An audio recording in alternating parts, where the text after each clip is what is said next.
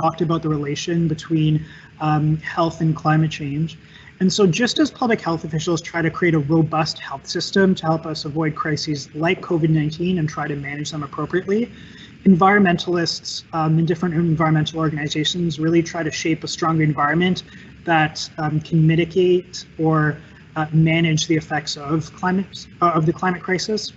So increasingly, emerging infectious diseases are being linked to environmental change and human behavior. So if you think about the disruption of forests that are driven by logging, mining, building in different remote places, people are becoming more and more close contact with different species. And that both affects the transmission of diseases between species, but then it also exacerbates how climate change actually impacts us. So on the slide, you see that these are figures from the World Health Organization about the amount of deaths per year or over a time period that they expect due to climate change, and those are for a number of different reasons. So they can be due to air pollution, they can be due to any kind of different effect, as there's many around the climate crisis. And then one thing that I think is particularly relevant to discuss is that areas with weak health infrastructure will be among the least able to cope with the climate crisis. So we're seeing this with COVID-19 in terms of countries in the global south, let's say, that aren't able to have the amount of restrictions or have the amount of government support or social distancing that we're able to reap the benefits of. And so I think it's really important to identify that and speak about that in all the different impacts of both COVID-19 and the climate crisis. So in terms of sound pollution, I don't think it's something that people really think about very often or even heard about. But there have been a few prominent studies now that have indicated that there's actually a large drop in noise, mainly from business and travel, that has boosted the sensitivity of seismologists' equipment. So it actually allows them to improve their ability to detect waves that they would normally hear at higher frequencies. And so it's really interesting because if you open your door in the middle of the day, let's say, before COVID-19, you would hear quite a lot of travel, maybe air travel, maybe it's people driving to work, but now that's died down quite a bit. And so if you open your windows, you can actually hear nature a lot more. One of the first things that wakes me up in the morning is birds chirping, and that didn't really happen too much before. Maybe that's because of our interesting weather lately, but there's tons of different aspects that really touch to that. And so now that we are able to enjoy natural sounds more rather than human-made sounds, it's given a way to pushing more people outdoors. And so natural sounds tend to have the capacity to soothe and impact us more positively than urban sounds can, and has something to say for both your well-being as well as how you interact with nature. Let's say if you hear birds chirping all the time as opposed to construction sounds, you may be more likely to engage more with nature or have a stronger appreciation for it. So sound pollution kind of ties in well with another aspect that people don't necessarily consider quite often, which is light pollution. Light pollution is kind of the presence of artificial light in the night. So when you're kind of biking through downtown Toronto, you may notice quite a bit of this on a normal basis. And so light pollution is typically falls quite prominently in cities, but it's reduced substantially as a result of coronavirus, as a lot of office buildings are turning off their lights and sports grounds are empty. And the main beneficiary of these are both astronomers who are trying to have more sensitive equipment, as well as nocturnal species such as moths or bats. Artificial light can really interfere with reproduction of predator and prey interactions or migration, and so the reduction of this light is something that is quite a positive thing for those species, and something that a lot of municipalities were looking at even before COVID-19 in terms of how to try and reduce it. So it's quite interesting to see these unintended consequences. I know when I mentioned light pollution to my family, they thought it was some kind of made up concept, but as soon as you kind of talk about it and look into the research, it actually has some pretty interesting consequences across the globe. And so the next one that I thought I'd talk about quickly is waste. I think this is the #1 issue that people are asking me questions about. I got an email this weekend from a staff member at Humber who specifically was asking, you know what, I'm using tons of single-use products, including single-use gloves and masks, and I'm noticing an increase of waste at home because I'm spending more time there. Is that sustainable? What does that look like? How can we prevent it? I think regardless of who I'm talking to, this always comes up. And so I think it's important to recognize that we need to be in charge of the waste that we produce and really claim responsibility for that. One thing that has happened in my personal household, I know I'm probably not the norm, but I think my household has increased quite a lot of compost lately because we're trying to make everything from scratch as much as possible. But then again, we have access to fresh food nearby. That is a privilege that we have, but we try and use to reduce our waste impact. And so the emissions that we're seeing from waste, it's really important to look at it in perspective. So on the right, you see the emissions from the City of Toronto. In red, I believe, is the emissions from waste. And it's substantially smaller than the emissions from other sectors. So waste actually is a smaller part of our greenhouse gas emissions overall, but it ties in a lot to different industries. So if you look at waste in terms of how can we build a circular economy where we're using, we're not even creating waste, but we're actually using these products that were once waste into new items or new ways to consider living. And so I think the main thing to understand is that we can try and reduce waste as much as we can by, let's say, buying fresh food and trying to increase the amount of organics. But trying to sort your waste is very important right now. The City of Toronto and other municipalities across Canada have really tried to increase the amount of guidance they're providing to people on how to sort. If you live in the City of Toronto, there's a great app called TO Waste, where you can actually type into your phone what product you have, and then it'll tell you what bin it goes into. It saved me a lot of time. Before, a lot of people would step into my office or ask me at home, they'd be brandishing some sort of a different item, asking me where it goes, and it's been incredibly helpful for me. And then the other thing is to understand that not all waste is equal. So, you know, the best thing you want to try to do is reduce at the source if you can. So if you can reuse things or repurpose things, now is a great time to do it at home with stuff you already have.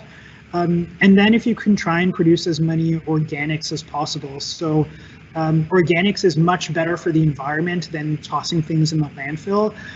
The science really differs depending on what kind of facility your organics or compost goes to, but I've seen studies that organics can be roughly 9 times better than putting something in landfill. It's not a one-to-one. It's not, you know, I'm doing something just a tiny bit better. It can really make a huge difference, especially if you are producing that much more waste than you were before. So based on waste, I'd really encourage people to put in their questions or submit questions in the Q&A field around what kind of waste they're producing, any solutions that they have as well to address that, I think are really important to share with our group, and we can discuss it afterwards. So the next category is food. Food, again, is an extremely challenging topic. The pandemic has shed a particularly strong light on our food system. Prior to COVID-19, the principle of just enough and just in time was something that companies worked hard to keep low inventories, make sure shipments were on time, and balance the supply and demand that was quite finicky at first. But COVID-19 has really exposed a real loss of resilience in the food system. And many experts are predicting a more regionalized food system going forward. So it's something that academics and leaders within the food industry are turning towards, saying, you know what, if I can't get food in like if I can't get mangoes where I like to get them from across the ocean, is there possible that I can shift my diet to more local foods that could be grown locally? And so there was research done by the University of British Columbia and I believe it was Wilfrid Laurier University as well, that looked at within the Greater Golden Horseshoe in Ontario, there are many foods that could be grown locally but aren't. And there are many foods grown locally that often leave the region while comparable foods are imported. So this study found that around 25% of carrots produced in, 25% of carrots produced in Ontario are exported, but 20% of carrots consumed in Ontario are imported. So there's kind of this strange dichotomy around trying to aggregate items and trying to drive home efficiencies while losing some resilience in the system itself. And so what food experts have been kind of warning for over the last number of years is trying to really focus on community-based food systems that really prioritize regional food systems that are balanced, nutritious, sustainable in different ways. So trying to push people towards a more plant-based diet and one that's culturally appropriate as well. And throughout this whole conversation about food, there's a really interesting kind of turn of events that has been exposed in terms of the need for temporary foreign workers. So often, quite often over the summer, especially, Canada has a large influx of what some people call migrant workers that help really cultivate and are in a lot of ways a backbone of our food system. And so as there are different restrictions on where people can travel and how much they can travel, it leaves a large question mark in terms of the food system's ability to actually serve people locally and how much we will be able to.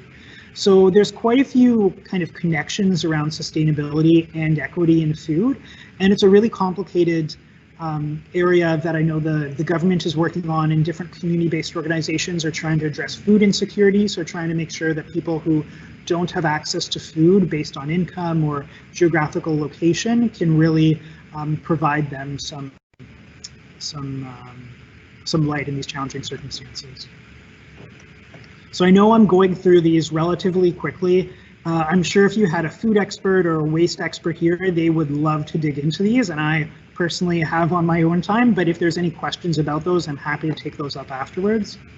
The next is featured in the news quite often. There's been a lot of discussion around how nature is kind of taking over different towns, and there are some reports around, you know, what dolphins are spotted in Venice, and there are different animals that are really gravitating towards landscapes that they weren't previously at, or kind of coming into different towns that they weren't necessarily native to.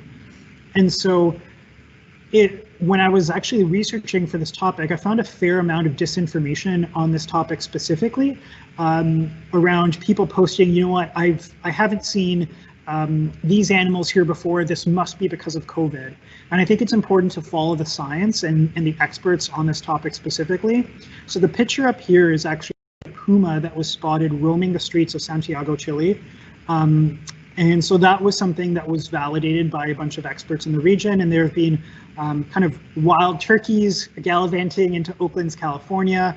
And even in Toronto, there have been some sightings of different wildlife that have been coming through. And so it's really interesting to see this, and I think it really helps us put in perspective around how do we interact with nature in a way that respects nature. And ultimately, wildlife doesn't need us to be there to thrive. We are really kind of interrupting natural cycles in a lot of ways. And so how can we figure out a better way after COVID-19 or even during to respect how wildlife operate? And so one study that I found was that, unfortunately, more than 400 bears were hit by cars in Yosemite National Park since 1995. And so that kind of really stuck with me, because I thought, you know what, the animals are really kind of having a vacation with us being gone. How can we think about how we interact with wildlife in the future? And when parks do reopen, kind of more so than they are now, how can we be kinder and more respectful of wildlife? So for me, that might be going into the Humber Arboretum more often and really kind of noticing the landscaping that's happening, the natural wildlife that is running its course, as well as kind of interacting with the staff there to see how I can support their work even more. So with all these different topics, it can kind of seem like good news in a way.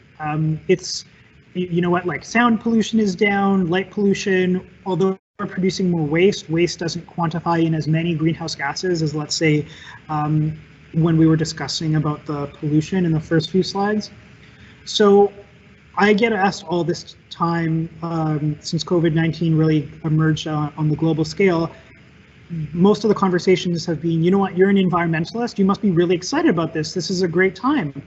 And I think it's essential to point out that environmentalists usually never want to see environmental benefits coming at such a cost of human suffering.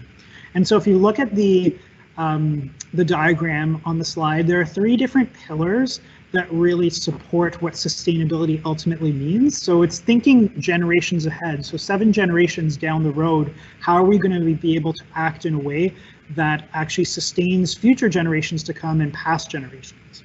But that conception of sustainability really depends on how we interact as a society. So both in an economic sense, an environmental sense, and a social one. So sustainability is about balancing all of those, prioritizing the ones that really have a trickle effect. So as we're seeing, if we don't have a strong social net, how can our economy really function? If we don't have a thriving environment, how can our economy function? And so if we think about COVID-19, I think it's really important to outline that the most severe economic impacts are disproportionately impacting certain equity-seeking groups, very similarly to the climate crisis. So if we think about Indigenous communities, racialized communities, people with disabilities, people experiencing homelessness, individuals living in the global south, there's quite a long list of communities that are disproportionately impacted. So as soon as people say, you know what, is this good news? Who is it good news for is the question that I like to ask. And what does that mean? Is it good news right now or in the future? I think you could have a whole presentation on the separate impacts of COVID-19 for different equity-seeking groups, but trying to keep in mind that this isn't necessarily good news. It's things that we have an opportunity to take a time to reflect about and really consider what our actions going forward will be. So I was really interested when we initially, our team thought about this idea for a webinar on COVID and sustainability. One of the things that I started thinking about was, you know what, there's been some pretty swift action on COVID-19. And as more people started talking about it, the comparisons were made, you know what, why isn't there swift action on the climate crisis? In some ways, the crises are similar, but in other ways, they're quite different. And so my background, I did my master's in environmental psychology, so I just wanted to kind of nerd out with all of you on this for a bit and talk about the different barriers to why there isn't swift action on the climate crisis compared to the action that we've seen over the past number of weeks on COVID-19. And so listed on your left are a few different reasons why there are significant barriers to climate action. So the first was limited cognition, which is basically people can see what's right in front of them, but planning way far ahead for different scenarios, opposed to addressing immediate problems, isn't something people are particularly good at. So the climate crisis has gained a lot of momentum as people are seeing the effects of the climate crisis more as more of an immediate problem, and more attention is being brought to them. And so that's one reason that we've gained some momentum. And one reason that COVID-19 has gained a lot of momentum is because it's something immediate. It's something that can impact you. Ideologies is a really interesting barrier. It essentially is when different worldviews clash with COVID-19 or with climate change, and they can be a very strong barrier to behavior change and engagement overall. So there are different kind of ideologies that, let's say, they don't, for COVID-19, there have been reports in the news about people who are against vaccines, who, let's say, are posing a bit of a barrier to some of the engagement around trying to social distance. And in sustainability and climate change, there are different worldviews that don't consider climate change a threat. And so as soon as you confront some of those ideologies, there's quite a bit of tension that can rise to the surface. The next is comparison. So for climate change, I think this is one of the most interesting ones to consider. So at the national level or international level, the narrative you can hear quite often is, why should I change if this other country isn't changing. So why should I completely change my economy if a large producer like China isn't taking radical action in the way that I should, in the way I think they should? On a personal level, it could say, you know what, why should I compost if Devon's already creating enough compost for me? So those comparisons do us a disservice. And again, in COVID-19, there's a direct impact for each person in terms of them being susceptible to getting the virus. And so that kind of dies down the comparisons. And then sunk costs is kind of like investments. So one thing that we see with climate change is once someone has invested in something, that it's much harder to kind of do something in reverse once you've already put your money on the table. So let's say if you bought a car, it's kind of the perfect example, because even though you may have purchased this car, in the back of your mind, you might say, you know what, I'm going to leave it in the driveway and bike and take public transit as much as possible. But since you've already invested in that car, you're much less likely to bike and take public transit going forward. And so with COVID-19, it really looks at those sunk costs around, you know what, I've already stayed in so much and I've already committed so much to social distance, to not seeing my family. I want to make sure this goes right, so I'm extremely committed to it. Discredence really looks at what people perceive in other people. So let's say if you perceive someone in a negative light, or the government, or a news outlet, you're less likely to believe information that they're saying. So when people don't believe governments talking about the climate crisis, or don't believe around COVID-19, that can pose a challenge. And the next one is perceived risks. So there's a lot of questions all the time, and this isn't just related to these two crises, but you know what, will it work? Will all this time that we're spending in social isolation really be worth it?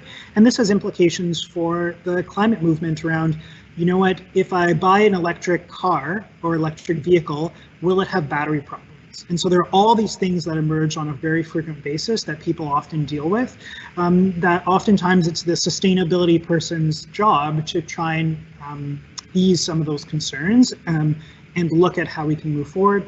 And then the last one quickly is just limited behavior. So people often adopt easier behaviors for them that are easier to control. So they may say, you know what, I'm not going to litter, and that's my contribution to the climate movement. But in terms of your impact in terms of greenhouse gases, you know what, trying to incorporate sustainability into your job and how you work and how you think, it may be a lot harder, but the payback is going to be a lot better.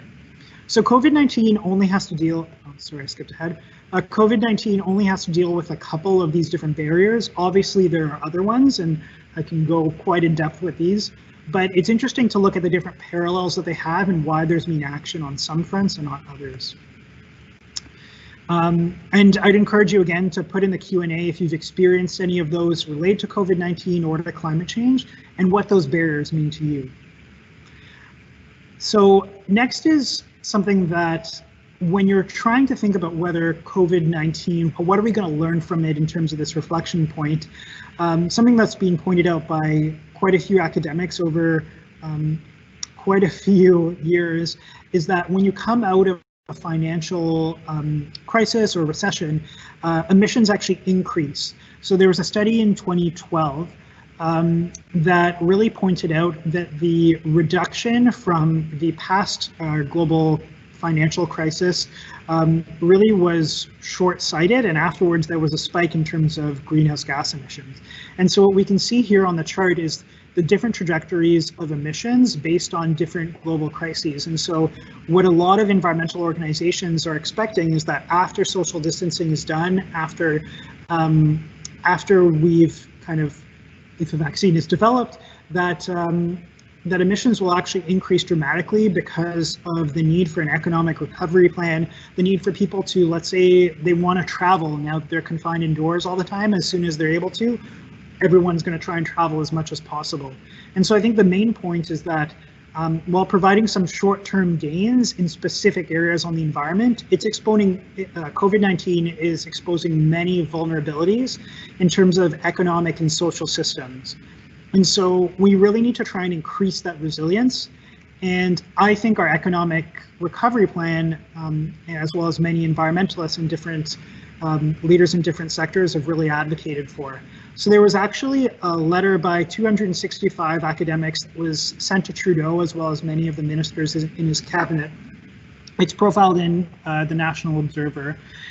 And it really talks about the need for a just transition and to ensure that we're investing, if we're investing billions of dollars into our economic recovery plan, how can we make sure that we're transitioning into a more sustainable economy so that we're putting those dollars towards something that is going to actually benefit future generations. So in the past, the City of Toronto was talking about a climate lens in terms of how they spend their money, and that's something that this letter really speaks to.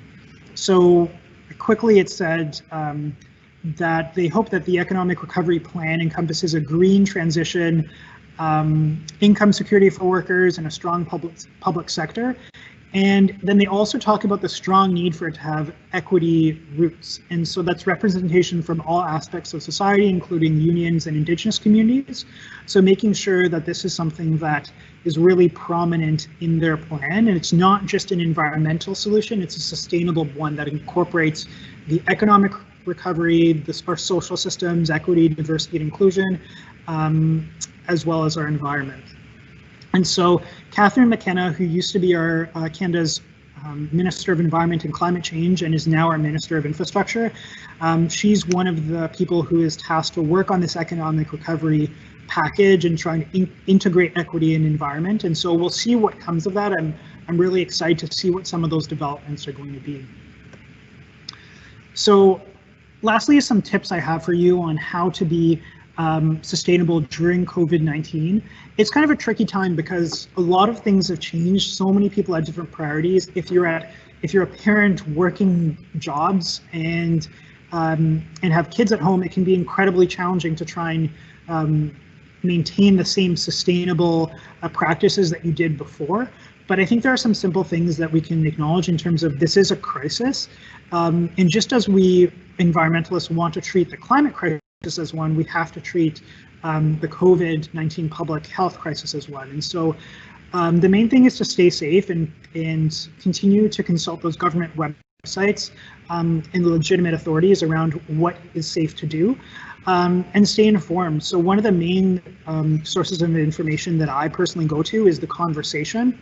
Their tagline is essentially like academic rigor, journalistic flair. So you have a lot of academics and PhDs writing articles in an accessible format around a range of different topics. Light pollution could be one of them.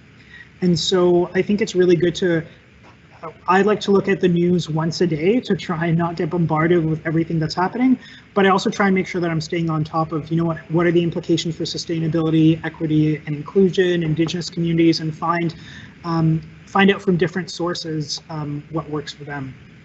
One thing related to waste is to make sure that you're sorting your waste. So for Toronto, again, there's that app called TO Waste that you can download. Most municipalities, if you Google what can I recycle or what can I put in organics, there is a recycling coach or some sort of thing online that you can download, or a reference online that'll tell you what exactly goes where. And I think those are practices that don't only stick with us during COVID-19, but afterwards. So when you go back to work, how are you going to make sure that everything that you put in your bin is in the correct place? And so that could be asking your sustainability department at your college, but it could also be referring to resources online that are available. The next one is supporting local business. So it's something that I've been trying to practice as much as possible and trying to order from local businesses products that if I do choose to buy, I'm trying to buy from an ethical local business where the dollars kind of go back into my community. And the last piece is to try and advocate for a just recovery wherever you can. So this piece really ties everything together, I think, in terms of everyone has a very different skill set in terms of what they bring to the table in terms of sustainability. I'm not expecting everyone to kind of join a picket line, but there are very different ways that each person can try and really have their voice heard in terms of the climate crisis as well as the health crisis that we're in. So One of my brothers, I have two older brothers, one of them is a climate change consultant, funny enough, and the other one is a social worker. And I always say that the social worker actually probably has the larger impact on sustainability because he advocates for things at his workplace around sustainability, but he's not the sustainability person asking for it. So people often take him as, you know what, this is something that he's personally invested in. It's not his role, it's not his job. And I think that's how sustainability, health and equity all need to be around. So we should all be advocating for more sustainability, healthy campuses, and equity in every role that we can. So that could be emailing your MP to try and see and have your voice heard around these issues. Or it could be trying to see how you can incorporate it into your faculty or your classroom in terms of incorporating some of those mindsets into your learning. So the last quote here is, the coronavirus is an 100-meter race and the climate crisis is a marathon. We have to run both of these at the same time. I thought that was quite telling. And in some ways it's quite scary in terms of, you know, how many different races can you run at the same time? But I think it's being mindful of the fact that it's not just something that you do or don't do. You should always be thinking about all these different things in the back of your mind because there are efficiencies and different ways that we can all think collaboratively together. So I know I've talked for quite a bit. My voice is actually quite hoarse, I think, from our conversation. But what I'd really appreciate is if you have any questions. I know Taylor is going to ask me some questions that you've asked throughout the chat.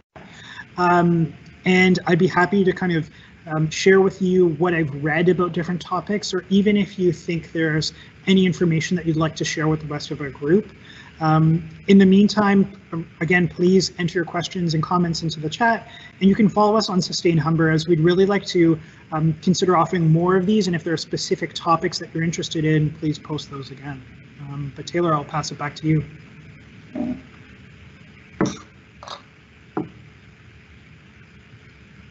Thank you, Devin, and thank you to everyone. Thank you for your patience. Hopefully you can't hear my echo here, but we just had a bit of technical difficulties at the beginning, so I just want to say thank you so much, and thank you, Devin, for your presentation. Fortunately, we mainly just missed our introduction, so I am Taylor. I work for the Sustainability Office. I'm the Communications and Events Coordinator. And I'm just going to be reading some of the questions that we have, which we have a lot of questions here. So Devin, I'm going to read some to you, and then I'll pass it back to you as well. Sure. That sounds so one of the main questions is related to waste and apartment buildings. So if, for instance, the apartment building that someone lives in does not have a Toronto green bin system, what would you suggest that they don't have a program like that? What would you suggest that they do? Sure, that's a great question. I think it really depends on your context. So one thing that you can do is you can contact your... Hold on, Devin, just one second.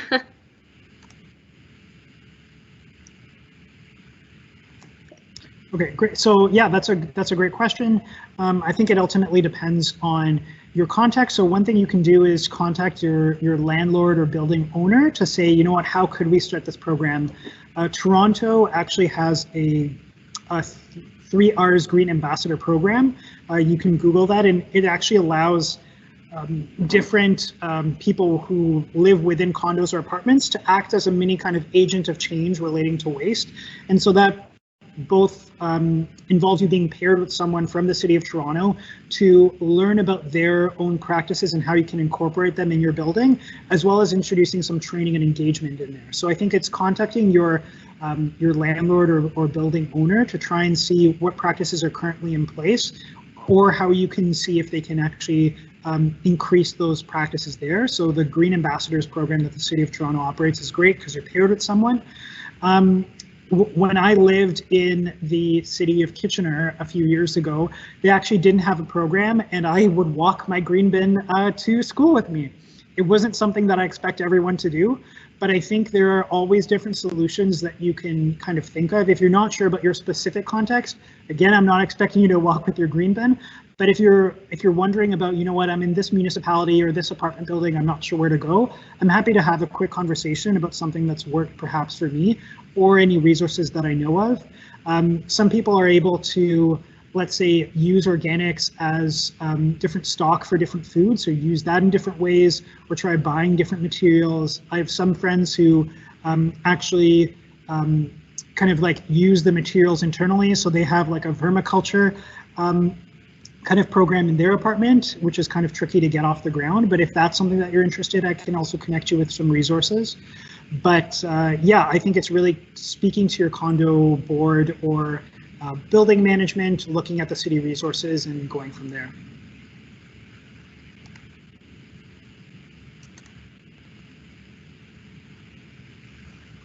Thank you for that, Devin.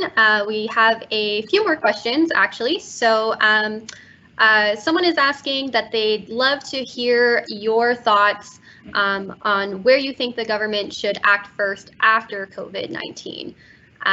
So a lot of the work that was being done has been put on hold, which is understandable, but what are your thoughts on what the government should do moving forward?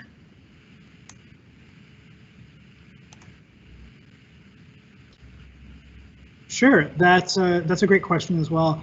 I think my personal thoughts is I've been hearing different, I've attended different webinars and read as much as I can about this topic.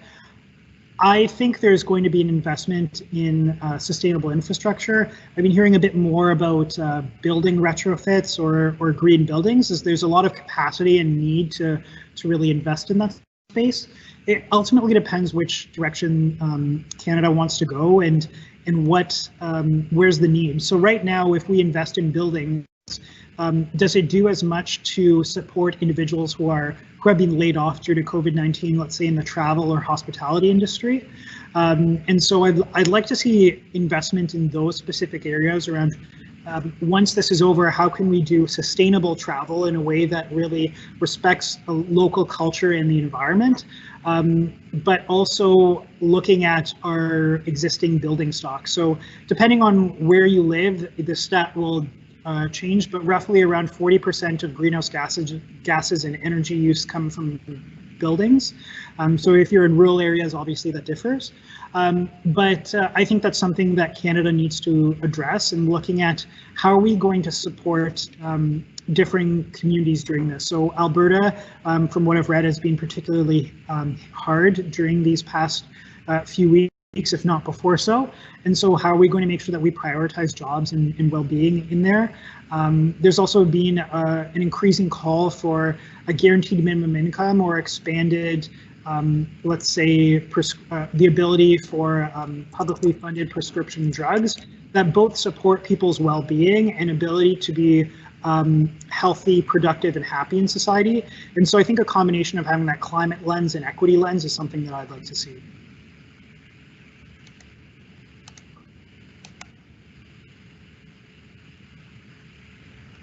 Okay, great. Thank you so much. And speaking of, another question is kind of focusing on one specific industry. So in regards to the COVID outbreak at Cargill, any predictions on what you think will happen regarding the large-scale meat processing processes and impact on price for that particular industry? If you have any thoughts or ideas surrounding that particular topic that's been in the news recently.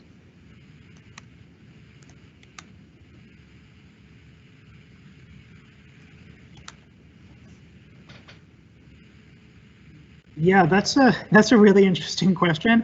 I don't think I have the answer on this in any way, but I think like food systems is a particularly challenging topic, and when we're looking at COVID outbreaks at different plants, let's say the one at Cargill that was mentioned, some of the research that I read was that, you know, Cargill was a huge plant, that there were a lot of different cascading impacts of that, but it doesn't compare to the plants in the US, let's say, that are much larger and multiples larger. And so I think as we try to determine regional impacts or regional food systems, we're going to try and determine how can we actually reallocate food. And there may be a time, I believe, there's going to be a time where we might go into the grocery store and there's going to be some items that just aren't available. And we've already started to see that in some way, shape, or form.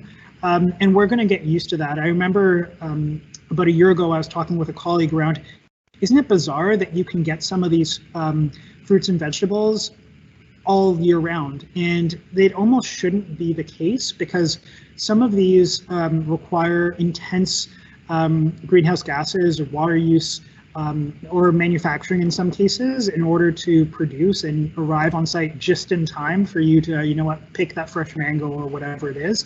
And so I think it both has to happen on the consumer end in terms of being flexible with your diet, and looking at what's going to happen. So I don't really have an answer for that, but I think looking at, I think the different governments and different organizations are looking at what a regional food system would be, what is that region, and how can you make sure that it's resilient going forward? And also, how can you reduce waste and drive efficiencies during that process?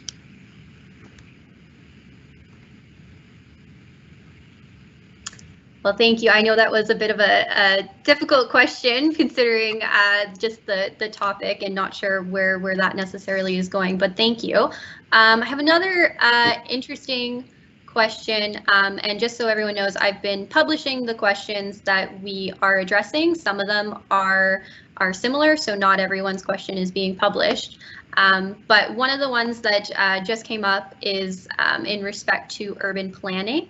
So I'll just read the question here, or the comments beforehand, is that denser cities are thought to be more sustainable, and vertical expansion is usually encouraged compared to horizontal expansion, sprawl. But with COVID-19, we saw that denser cities have been more vulnerable. And an example would be New York City, but its carbon dioxide emissions is 1/3 of the US average. However, now that they have definitely more cases, and they're having more deaths per capita with COVID-19, what is your take on that? Do we have to reconsider our belief that denser cities are more resilient? And if you need me to repeat anything, just let me know. No, it's a great question.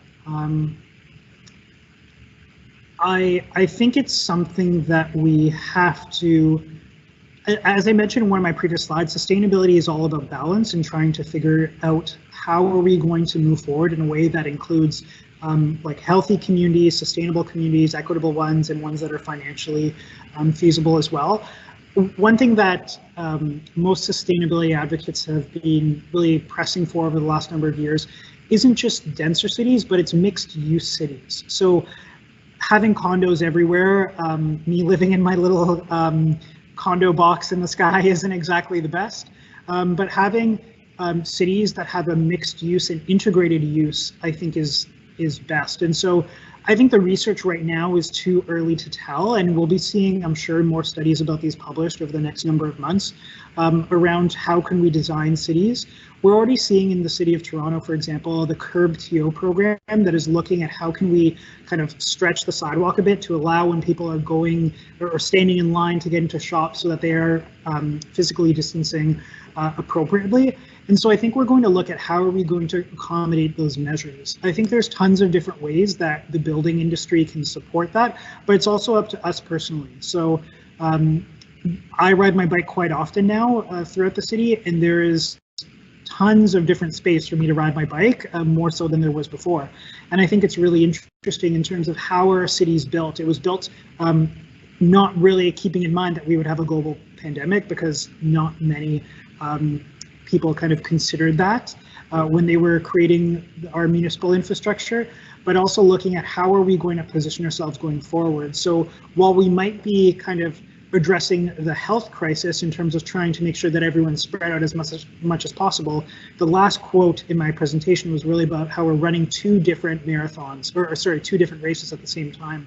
So trying to make sure that we're balancing that out, I think mixed use is definitely going to be appropriate, and looking at how are we going to do that. So it might be more bike lanes that really allow people to distance themselves, and maybe we're driving less. Maybe apartment buildings are a bit distant, but there's low level or low rises as well as townhouses.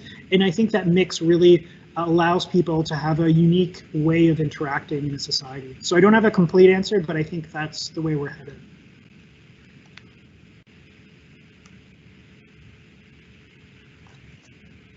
And that's definitely an interesting question and something I'm sure that's on a lot of people's minds now. Everything feels a bit different, but thank you. Another question we have is related to a bit about what you talked about in the presentation about when people feel that maybe it's not their responsibility to do these things, or other people are sustainable, so why should I be? So really it's just someone seeking advice on what you would say to someone or how you react when people wonder why recycle when a very small percentage of waste is actually recycled or shipped to other countries and create pollution on another person's land. I love that question. There's so much to unpack. Just sending over now. Oh, sure. Yeah, so I love that question. I think there's so much to unpack there. I think the main thing that we always try to advocate for is to reduce the waste that you produce in the first place. So now if you're able to do that and reduce as much as possible, that's great. I only buy local right now, and I think if you ask any of my colleagues, I'm barely buying anything at all besides like the necessities to eat. And so I think reduction is definitely the foremost thing that you should be doing. I think when we're talking about trying to, if someone approaches me with that sort of situation around, you know, why does my impact matter? And I think it's really important to identify that it's not just throwing out that, let's say you put something in the recycling that doesn't go there, that is actually destined for the landfill or garbage stream. It's all the unintended consequences that you may not realize in that aspect. So let's say if you put your Tim Hortons cup filled with like a bit of liquid at the bottom in the recycling bin that actually belongs in the landfill, just need to make sure I say that.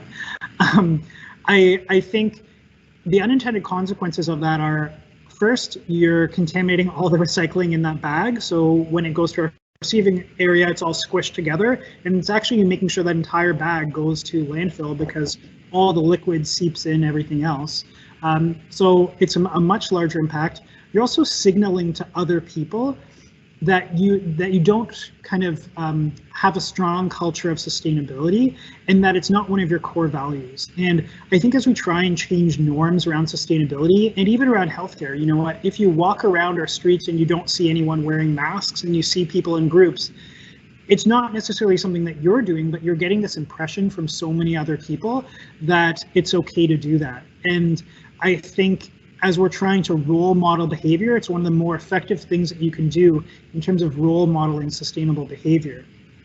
I think the next one is looking in, and the next aspect to that is looking in perspective. So you may not see the direct point about, you know what, recycling that thing right now, but over your lifetime, how many things are you recycling and how many things are you putting in the organics that could have been there? And how many people do you have an impact on? So when I started working in the sustainability field, my family was not that knowledgeable about recycling or composting, and our waste was probably not sorted well. Now I've been able to kind of share some of that knowledge with my family, and so I would probably argue that my parents' recycling bin is probably the best sorted in their neighborhood. And so that kind of trickle effect that you can have is great. And I think looking at how you impact different communities.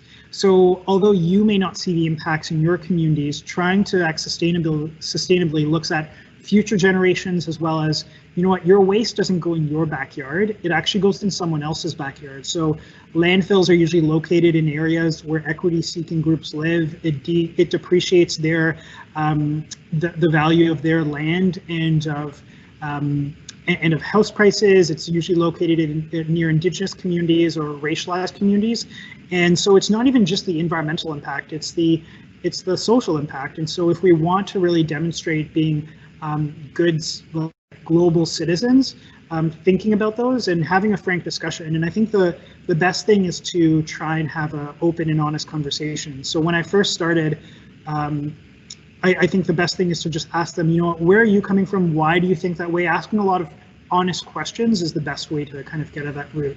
I could go on and on about environmental psychology, but I'll pass it back to Taylor.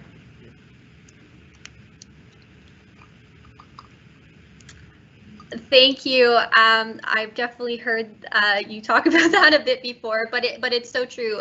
Sometimes you think that, you know, smaller actions don't really have an impact, but it is the trickle effect. Just to let you know, too, we've had a comment that to the attendee who asked the question, saying thank you and that your answer resonates with them. I love the idea of talking about unintended consequences and cultivating a culture of sustainability and being future oriented. So thank you again for the question. I think we have time for one more question. We're just running at the end of our webinar here, so it'll be quick. But we were talking a bit about earlier where you think the government should start post-COVID and what we can do to move forward. One attendee is wondering if you had a specific example of a governmental infrastructure project or something similar that you've been thinking of that could be rethought and taken forward in the revised light of sustainability. So if you had another specific example that you'd like to share, but it is similar to the other question that we had before. Going back to you. Yeah, there are tons of projects that people can envision, and I think it's not like I really appreciate the question. I think it's a very challenging one to kind of suggest a project that could be initiated. There are tons of projects that even around us, if we look at Humber, the NX building retrofit, for example, has had tons of enormous environmental benefits. For a building that used to be quite challenging to maintain because of how old it was and different kind of different ways it was built. And so I think, I personally think retrofits are something that needs to happen more and more, as well as making sure that people have the knowledge to kind of connect these dots. So something that I've thought a lot about lately is systems thinking. It's one of, I believe it's a meta skill of our Humber learning outcomes. That it's something that we need to connect all these items. So it shouldn't just be one infrastructure project, but it should be multiple, that everything should be cohesive in a way that moves forward, that really impacts all these different factors. So I think if we think about building retrofits, how are we going to make sure that people are not only going into those buildings that are environmentally designed, but how are they accessible for people with varying disabilities? How are people in the buildings making sure that they have significant prompts and norms around sustainability? And specific retrofits that I'd like to see involve really putting the agency in different communities. So if we look at Indigenous communities, providing, really acting in partnership and providing them the ability to determine their own kind of way of spending allocated dollars, or in terms of how they want to move forward on these different projects. So me kind of proposing, you know what, retrofits here and there is great, but working with community around what is most important in those communities is a really significant part to addressing equity related concerns.